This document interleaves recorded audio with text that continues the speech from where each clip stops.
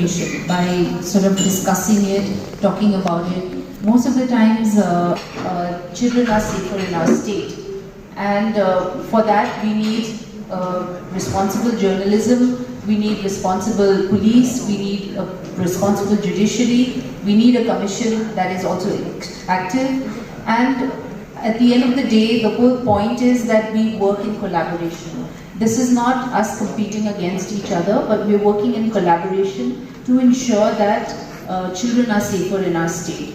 And when we're talking about press freedom, I think freedom does come with certain amount of responsibilities and sensitivity as well. So all I can say is that since you are so dedicated to this profession, I think it's very, very important that it's not just about writing true stories, but also putting it in a very sensitive manner, in a manner that is respectful to the people who are involved in these cases.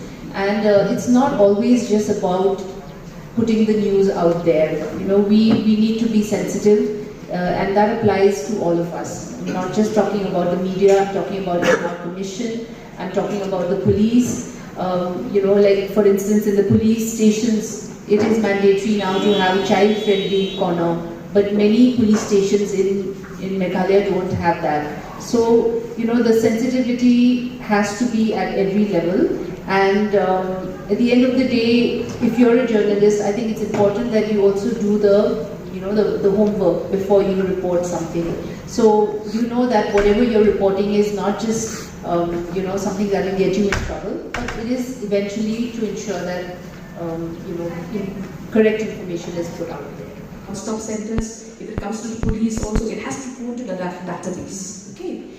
Now we are talking about Romeo and Juliet cases. Right now, with our very own High Court of Meghalaya, ever since our new Honorable Chief Justice has come, she's taken a view, and this has been reflected in many cases whereby POCSO cases have been caught on with regard to these young couples. Some couples, the girl might be a minor, the boy might be a major, and in some cases both are minors. Now what is important is that the law is there, black and white, but the lifestyle of every society differs. And when it comes to our society, especially because we have a mix of rural-urban way of living in Meghalaya, we see that girls as young as 14, 15 tend to cohabit or maybe get engaged in sexual relations with the opposite sex. So when this is reported, it comes to the data that this is a POCSO offense. So what is done is usually for want of a word, because it's a court proceeding case, it's called, the male is called the accused person. So he will approach the High Court for what is called quashing of proceedings. Now, if they come for quashing of proceedings, we have noticed in our very own High Court that if they are still staying together, because more often than not they will get bail one time or the other, right? It's not like until the entire case is completed with evidence and exhibits that the person will be let go of. Especially cases where there is consent from both parties, although the word consent does not really matter to minors, but if they're living together, they have a child, and they're creating a home together, we have noticed that our Honorable High Court has now quashed such proceedings because they should be given a fresh start in life. And it's not just our own High Court, we will go to other High Courts also, including in the metros and other states. They have taken this step because why? If a person is going to be convicted, which he will be, because consent does not matter for somebody under the age of 18. If there's conviction, the family is already broken apart, and single mothers is always on the rise, especially in our state of Meghalaya. So to prevent such mishappenings, there is a quashing of proceedings. But mind you, it's not strictly. Our Honorable High Courts goes on a case-per-case basis. They look at the facts and circumstances involved.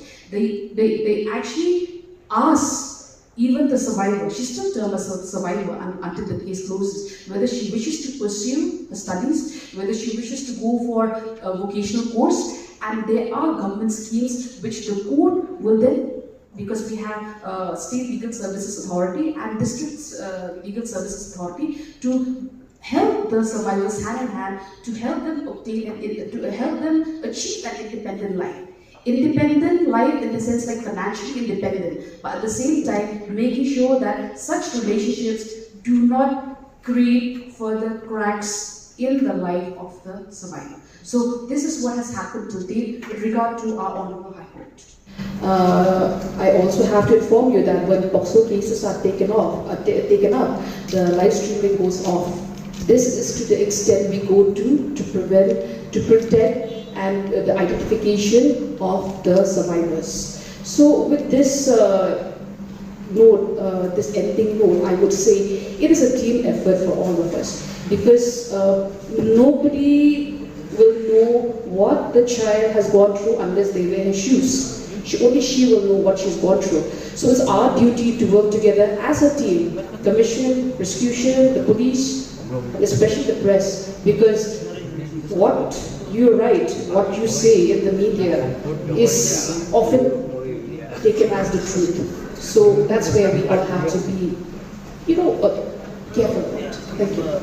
Actually, before answering to Madam's question, let me answer the percentage of conviction in GHD News.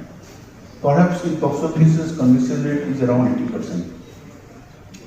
Some cases get acquittal because of some technical faults and all. And as I already said, that POCSO cases, there are no witnesses.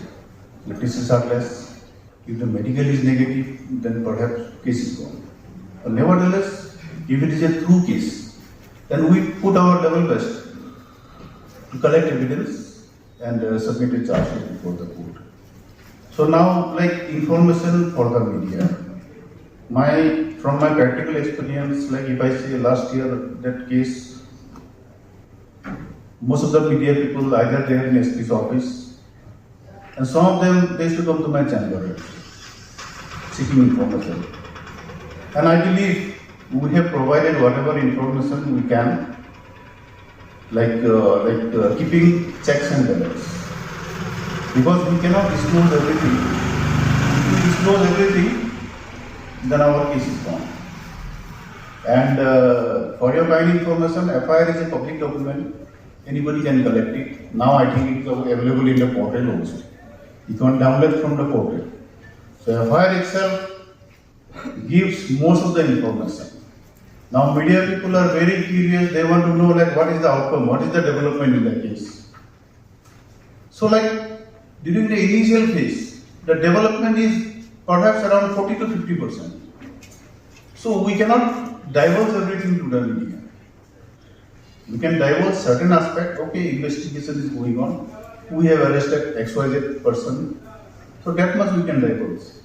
But we are pressurized to say, we are pressurized by the media to divulge, what are the evidences?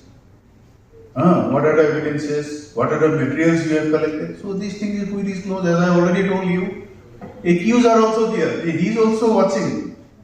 It is not that only public are watching the news. Accused are also watching. They are also preparing their own defense. Do you agree with me? So they are also watching, they are also preparing their own defense. So perhaps whatever we are divulging to the media, it is basically with checks and balances. And I think there is no instances in which media were not informed, were not provided information by the police department. Okay, thank you.